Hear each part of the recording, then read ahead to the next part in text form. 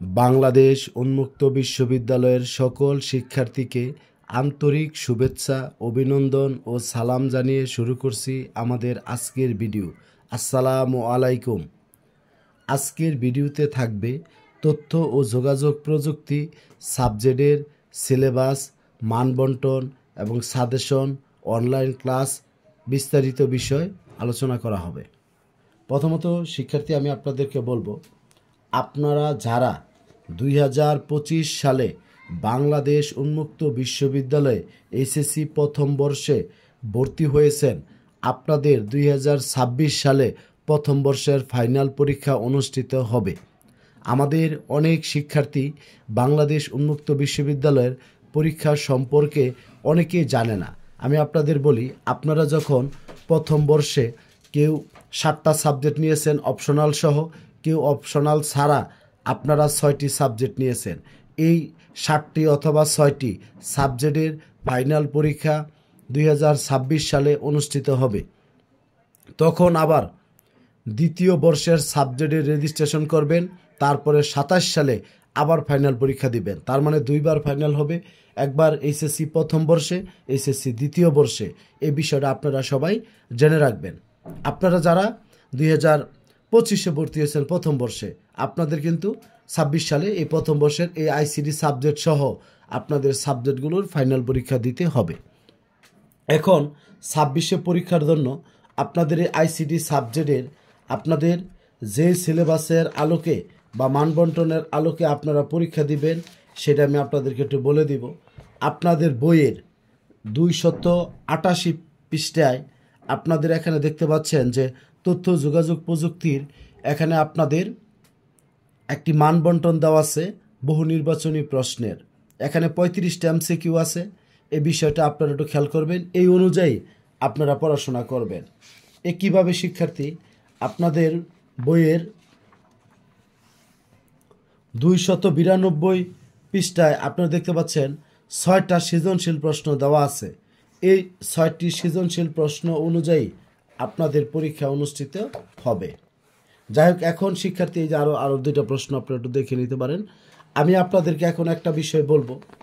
ICT subject এমন একটা subject, যেই সাবজেক্টে আপনাদের 3টা পরীক্ষা দিতে হবে। 3টা পরীক্ষা কিভাবে দিবেন আমি আপনাদের একটু বলে দেই। আপনাদের প্রথমত এখানে আপনাদের এমসিকিউ প্রশ্ন থাকবে 35টি। আপনাদের এই 35টি এমসিকিউ প্রশ্নের উত্তর আপনাদেরকে দিতে হবে। তার মধ্যে আপনারা যদি এখান থেকে 12 নম্বর যদি পান, 12টা এমসিকিউ যদি আপনারা ঠিক করতে পারেন, তাহলে শিক্ষার্থী আপনারা পাশ করে যাবেন। 35-এর মধ্যে 12 পেতে হবে। তারপরে সিকিউ, যেটা ক্রিয়েটিভ কোশ্চেন বা সৃজনশীল, সেখানে 6টি প্রশ্ন থাকবে। আমাদের 6টি প্রশ্নের মধ্যে থেকে 4টা প্রশ্নের উত্তর দিতে হবে। 4 দশে 40। এখন এই 40-এর মধ্যে আপনারা যদি 13 নম্বর যদি পান, তাহলে শিক্ষার্থী আপনারা পাশ করবেন। একইভাবে আমাদের প্র্যাকটিক্যাল বা ব্যবহারিকে আপনাদের 25 নম্বর থাকবে। 25-এর মধ্যে আপনারা যদি 8 পান, তাহলে শিক্ষার্থী পাশ করবেন। তার মানে আইসিটি একটা সাবজেক্ট যেখানে আপনাদের 3টি অংশে আলাদা আলাদাভাবে পাশ করতে হবে। প্রথমত আপনার এমসিকিউ 35-এর মধ্যে 12, আর সিকিউ 6টা সৃজনশীলের মধ্যে 4টা দিবেন। 4 দশে 40, 40 থেকে আপনাকে 13 পেতে হবে। আর আপনার ব্যবহারিক পরীক্ষায় 25, 25-এর মধ্যে 8 পেতে হবে। আর সৃজনশীলের যে বিষয়টা ক, খ, গ, গ, এই 4টা প্রশ্ন মিলিয়ে কিন্তু আপনার একটা প্রশ্ন হবে। মানে 4টা প্রশ্নের প্রত্যেকটা সৃজনশীলের মধ্যে 4টা করে প্রশ্ন থাকবে। আমি আপনাদেরকে একটু দেখাচ্ছি বিষয়টা। এই যে দেখতে পাচ্ছেন এখানে আপনাদের এটা একটা সৃজনশীল প্রশ্ন। এই সৃজনশীল প্রশ্নটা এখানে ক, খ, গ, গ এরকমভাবে 4টা প্রশ্নের উত্তর দিলে কিন্তু আপনার একটি প্রশ্নের উত্তর হবে। এটা আপনারা খেয়াল করবেন। আর আপনি আপনাদেরকে ব্যবহারিকের কথা যেটা বলেছিলাম, দেখেন এই যে ব্যবহারিকে 25 নম্বর এখানে আপনারা দেখতে পাচ্ছেন, এই 25 নম্বরের ব্যবহারিক পরীক্ষা অনুষ্ঠিত হবে। কিন্তু এই 3টা অংশে আলাদা আলাদাভাবে পাশ করতে হবে। যাই হোক, এই ছিল আপনাদের মানবন্টন এবং কিভাবে আপনারা পড়বেন। তবে শিক্ষার্থী, আমি আপনাদেরকে বলি, আপনাদের এই সম্পূর্ণ বইটা অ্যানালাইসিস করে আমি আপনাদের জন্য গুরুত্বপূর্ণ একটা সাজেশন তৈরি করেছি। এই সাজেশনের মধ্যে যা যা থাকবে, প্রথমত যেমন ধরেন আমি 1.11 তথ্য ও উপাত্তের ধারণা, এখানে যেটার মধ্যে ক খ আর এমসিকিউ লেখা, ওই চ্যাপ্টারটা শুধু ক খ আর হলো এমসিকিউর জন্য আপনারা পড়বেন।